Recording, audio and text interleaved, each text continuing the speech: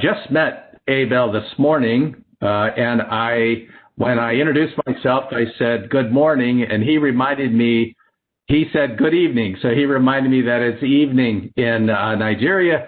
So welcome everybody in different parts of the world and time zones. So I will introduce our speaker. This is Abel Enokela.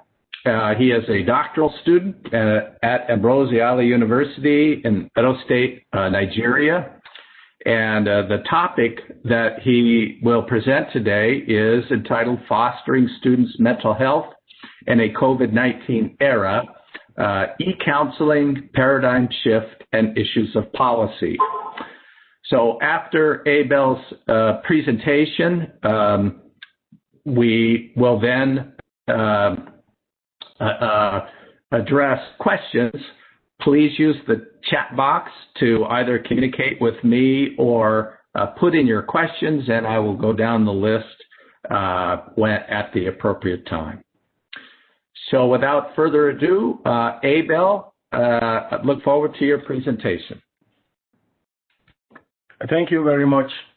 My name is Abel Enokela. I'm a doctoral student of the Department of Guidance and Counseling, Faculty of Education, Ambrosiala University, Nigeria. My paper presentation is titled Fostering Students' Mental Health in a COVID-19 Era, E-Counseling, Paradigm Shift, and Issues of Policy. The paper is actually an evaluation of the effects of COVID-19 pandemics on students' mental health. We are undergoing a global pandemic at the moment, and students, of course, are gaining from the challenges of the pandemic. Number two, the paper also tries an assessment of the roles of school-based counselors in providing mental health to deserving students at a critical time like this.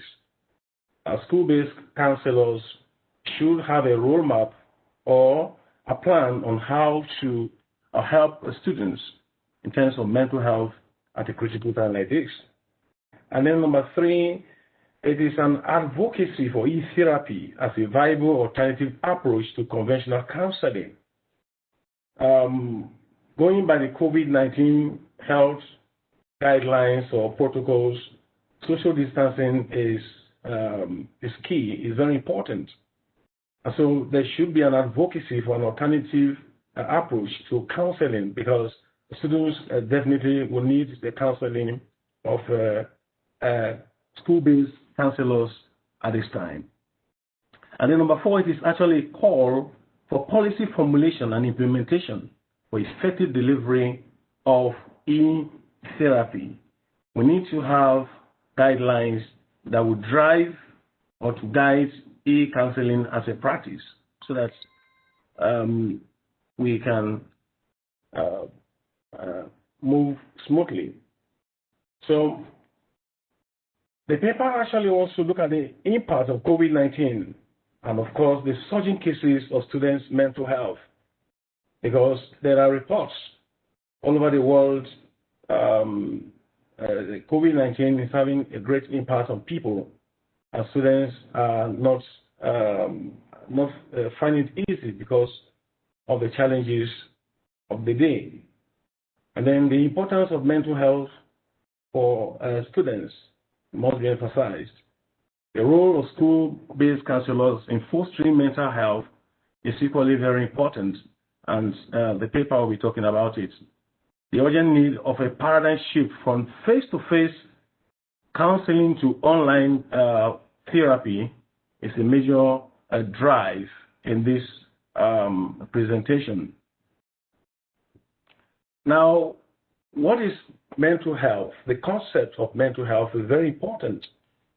So we say mental health is a state of mind that is characterized by resilience to cope with life stressors in order to maintain an adaptive life. Life is full of stress. Stressors are all there. But how do we navigate through these stressors and still maintain a good life, still maintain a stable emotion? Is all about, it's what mental health is all about. And given the COVID-19 situation we find ourselves in, a lot of students are having emotional disturbances. How do we help to stabilize them so that they can focus on their studies and interact with, with other people without problems?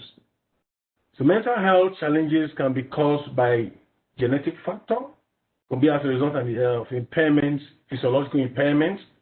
It could be as a result of psychological problems or social-cultural factors.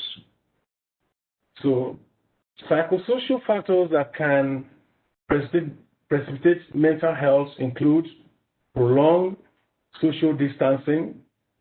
We have that report from European Society of Children and Adolescent Psychiatry 2020. The report says that prolonged social distancing can actually lead to psychological problems, psychological distresses. And then we also have loss of dear ones and traumatic events. All these can lead to emotional disturbances. And they are all part of what COVID-19 brought on students. The pandemic, of course, has affected so many people all over the world. The references are all there, WHO 2020, and other people reported various degrees of impacts of the pandemic on people, and students are, of course, included. Khan and colleagues 2020 reported fear, anxiety, leading to psychological and psychiatric disruptions like post-traumatic stress disorder, depression, anxiety, panic disorders, and behavioral maladjustments in China. And then when you move to Bangladesh, we have the report of Islam and colleagues 2020, who confirmed depression and anxiety among students in Bangladesh. Then here in Nigeria, we have Olaseni and colleagues. They also reported insomnia, depression, post-traumatic stress symptoms as aftermath of the COVID-19 pandemic. And of course, like I said, students were all part of these challenges, emotional distresses as a result of the ongoing pandemic. Then we have Shah and colleagues again. They also confirmed disabling of daily functioning. That is, people not be able to function properly, impairments of interactions, and learning ability among students, of course, have been affected as a result of the pandemic. The pandemic was also said to have created fear and emotional distress in some parts of the world.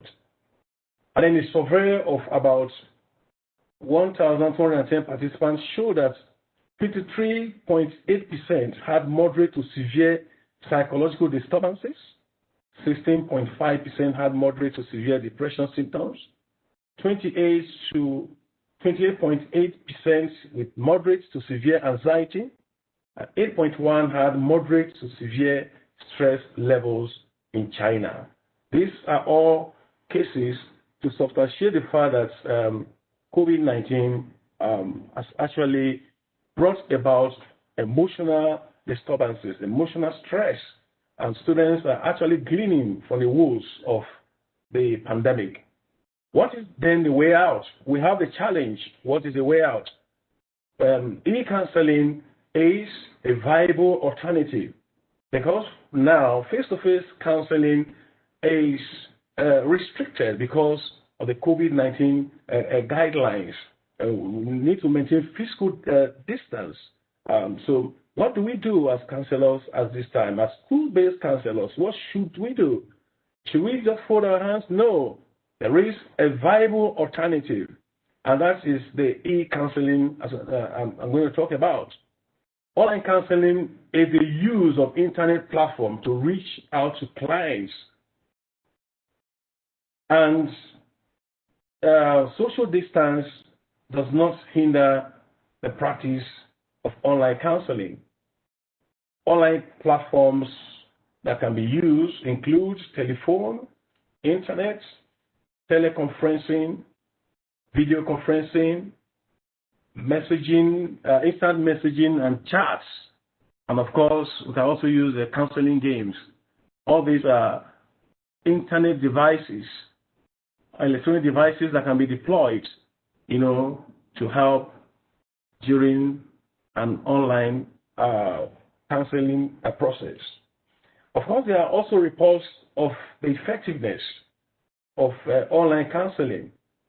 We have a case reported by Lee and S. 2015. Therapist-assisted online, TAO, is an online therapeutic approach that encourages lesser contact with therapists, and the reports affirm that it was effective. Then we also have the reports which also stress that online therapist-assisted approach actually led to increased client treatment. It also led to increased engagement, client engagement, and compliance. And of course, it led to completion of therapy. So looking at this success story about e-counseling, we can say that it is a viable option that can, of course, help during this period. Reynolds and colleagues, 2006, also confirmed that there is similarity in terms of section impact of face-to-face therapy with online therapy. That is all that we normally look forward to see in a face-to-face counseling can also be found in an online counseling. So this makes it very important, and it makes it suitable for counselors to deploy. And the findings of a study with about 103 participants in an intervention group and 97 in the control group confirmed that 43, that is representing 38% of patients, recover from depression after receiving an online CBT treatment. It also reports that empathy, warmth, and related therapeutic interactions that are typical of face-to-face therapy can be established and sustained throughout a period of an e-counseling. Now what that means there is that we can see very clearly that online counseling here can equally give us the same effect face-to-face counseling can give us. So it is very important for us as counselors to explore the potentialities of online counseling and deploy the approach as much as possible, especially now that there are challenges of with face-to-face counseling. Now, for online counseling to be really successful, we need to talk about policy formulation and implementation as well. So policy formulation and implication for effective e-counseling is very important.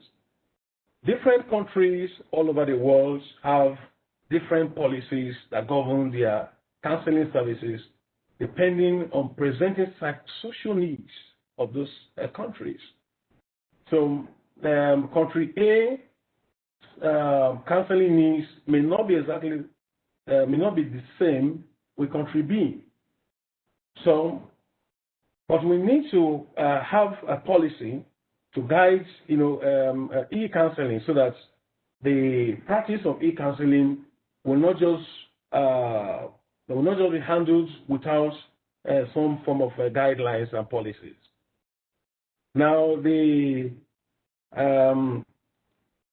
American School Counselor Association, ASCA, in 2019, in its policy statement, confined school-based counselors in the USA to referral services and monitoring in terms of mental health of students.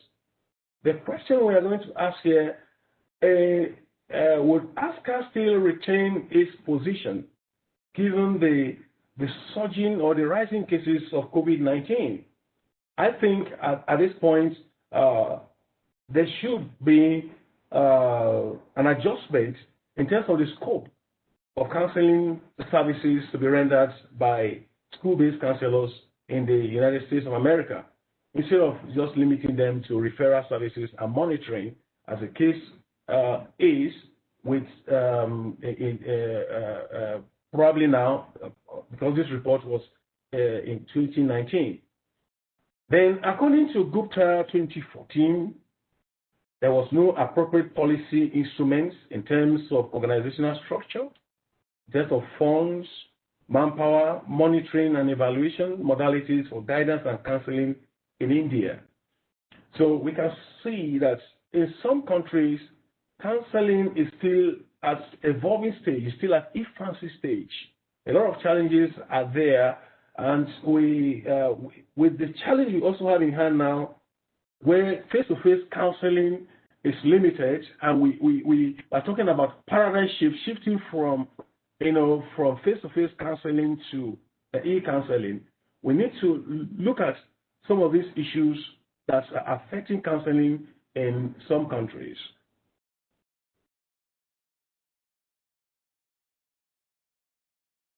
Now, cross-nationally, again, the school-based counselors' roles can present different textures along 5 dimensions, as documented by Carrie Fan and he, Aloede Adubale 2020.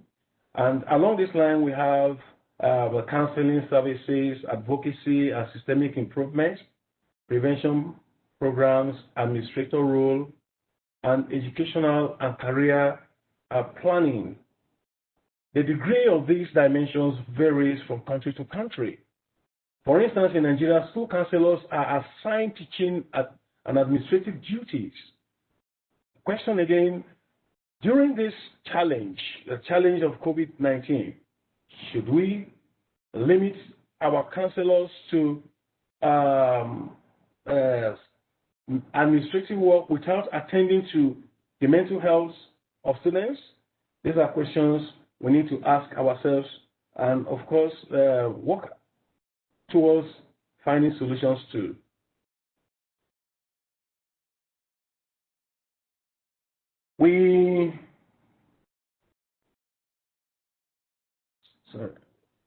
Now, the National Board of Certified Counselors 2016 specified about 20 items as standards for distance professional services or e-counseling to be observed by national certified counselors in America. That's a step in the right direction. The online counseling or e-counseling is guided by policy, guided by guidelines. And this, I think, for me, is a good development. And also, we have the Australian Counseling Association, which has adopted the guidelines of British Association for Counseling and Psychotherapy for their e-therapy. So my question is that other countries should adopt this approach, since with this COVID-19 challenge, face-to-face counseling is being affected. So there should be policy guidelines as to how we can handle online counseling. The question that one would ask here is, what is the role of school-based counselors in various countries in terms of provision of mental health for students through online platforms at this time? Students, of course, are emotionally disturbed, psychological distresses here and there, and this will impact on their academic performance. And school-based counselors should be working out modalities on how they can put in place online counseling to help them at this time. The greater question again is, what is the likely outcome of e-counseling in developing countries? In some developing countries, counseling is still at infancy stage, it's still evolving. The regular counseling, face-to-face counseling, there are some countries are still grappling even with that. So what happens to the e-counseling? These are questions that we need to think about and see what we can do to enhance e-counseling at this time. Because our students, they need all these recommendations now. One, it is hereby recommended that policy that can support school-based counselors in the engagement of mental health counseling on a wider scale should be put in place. Yeah, so that their services will not be limited to referral and monitoring as prescribed by ASCA 2019. I think the COVID-19 should make policy makers to extend the service of school-based counselors beyond referral or monitoring to real mental health delivery. So I think that should be the situation there. And in countries where counseling is practiced, should clearly come up with policies to guide online counseling to avoid abusage of professional ethics. So if you don't have guidelines to guide practitioners, it's going to affect e-counseling and it's going to affect the quality of the service. So it is advised here that, or recommended here that countries should come up with guidelines that will guide e-counseling.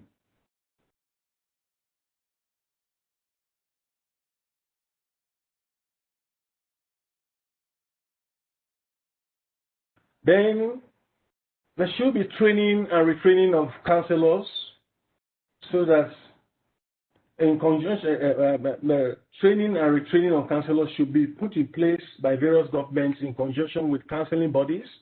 In Nigeria, the APOCON is there.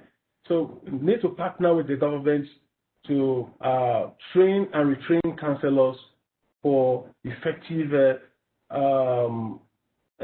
e-counseling services. A number of people will need to be trained on how to make use of e-counseling. So that is important as well.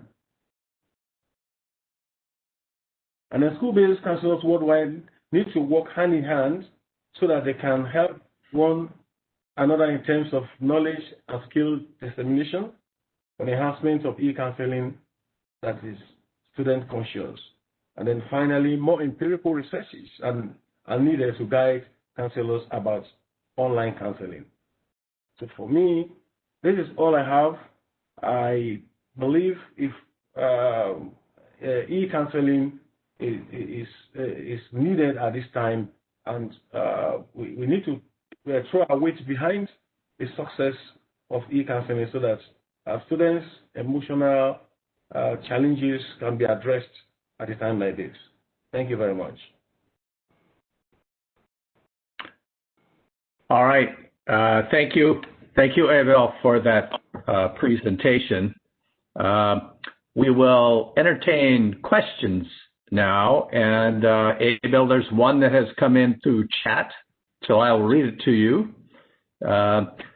Since online videos can be recorded and shared in social media or platform, how do we make sure the session confidentiality is maintained? Okay. Confidentiality can be maintained based on the modes or the channel chosen by the client and the counselor. There are other you can make use of devices or approaches that will not be open to everybody. So you can choose options that can be for you and your clients alone. And in that case, confidentiality can be maintained.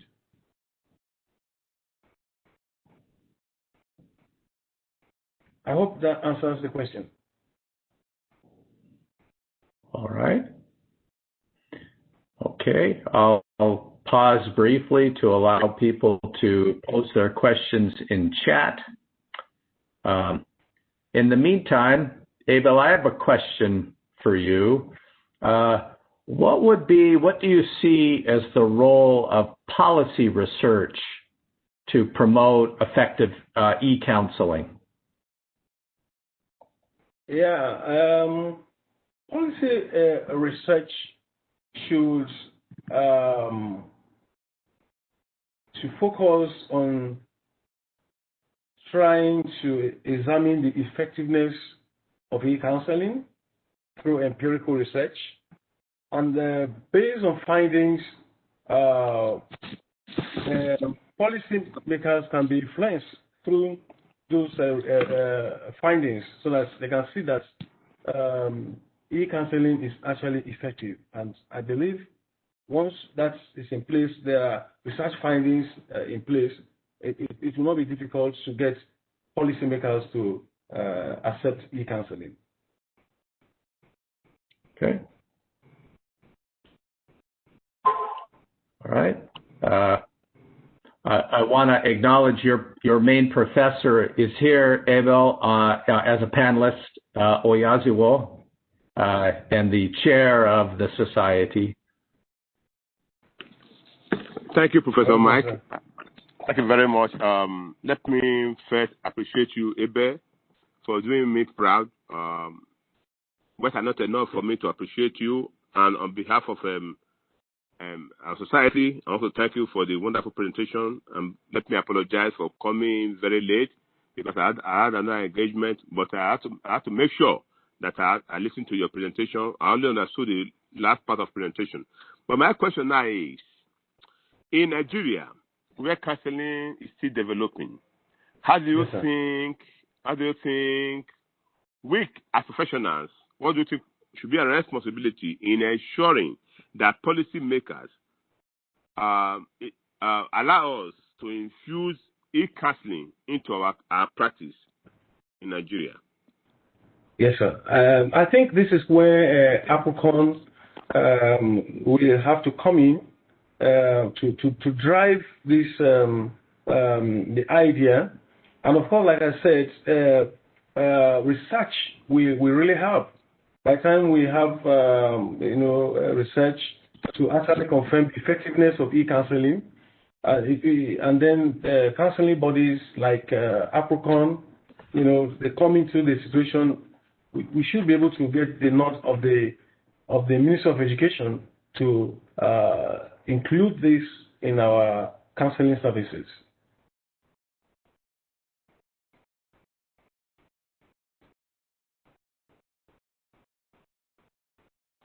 Mike, over to you. Okay. All right. Thank you, as you will. Here's another question. How are we to address students who come to counseling in schools without parental knowledge? Okay.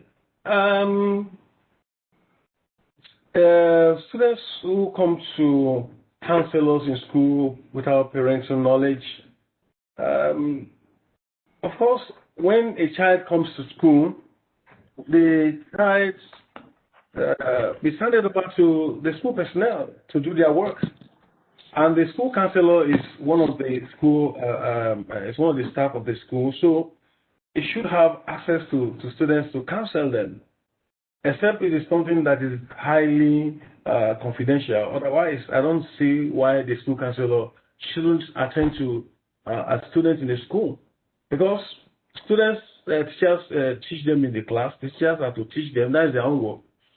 And then the counselor's duty is to counsel students. So I think based on that, school counselors should have access to students to counsel them.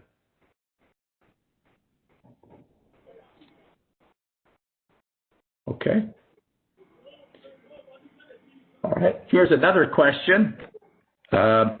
What implications do you think counselors will have in terms of training? Several counselors find the digital platform hard to work with, unlike clients who seem quite adept. I didn't get that very well, sir. Yeah. Try it again here. What implications do you think what are the implications for counselors in terms of training to use an online platform? Several counselors find the platform difficult, while clients seem to be feel quite comfortable with it. Okay. Yeah, digitalization is not only in the counseling space. It's all over. Everything is going digital. So I think what should happen now, even in the counselor curriculum, e-counseling should feature very well in the curriculum, so that should become part of the practice. So in the practical class of counseling, that is the practicum, e-counseling should be built into it, so that counselors will learn e-counseling even while they're in the school. They learn the processes that are involved in e-counseling. So if it is built into our curriculum, I think that will go a long way to help counselors to adjust to the shift. Okay. Thank you. There's a participant who wants to ask a question directly. So we're working on yes, here we go. No. All right, let's go. This also, yes. Abel, thank you to your lecture. The major plank is the e-counseling as a paradigm shift from the traditional method of counseling. In third countries, how is it growing the internet and resources that are available? Can you speak on that, please? Well, counseling generally in Nigeria is still evolving, and we need to work very fast to be on the same page with what is happening in other parts of the country. So I do know that over here we have challenge with internet connectivity. We have problem with even using the devices or the online devices. But I still believe that we are far behind, and we need to step up our game so that we can catch up with other parts of the world. So I believe just the same way we are practicing the face-to-face counseling, we can also step up and incorporate e-counseling into the process.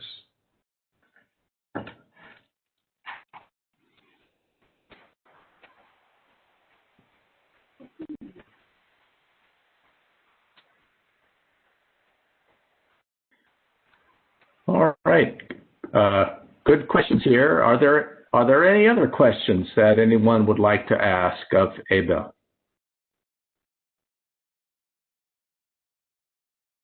Sorry, didn't get that, sir. Yeah, I'm asking if there are any other questions for you. Okay. Yeah.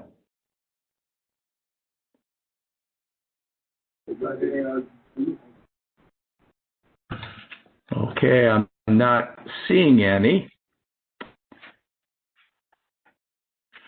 So what I'd like to do is thank everybody for attending this wonderful presentation by Abel Enokela, and very insightful and lots of great questions.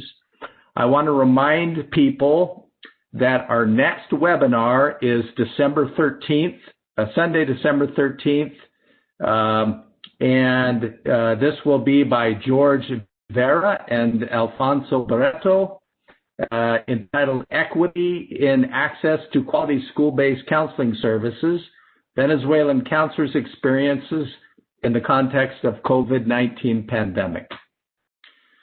So I want to thank Abel for a wonderful presentation. I want to thank also Tony Sam George and Christ University for the wonderful technical support, and Ruth Falzone from the Executive Committee, which Yazuo Wede, also the chair of the society, and I wish everybody a wonderful rest of the day, the evening, whatever the case may be.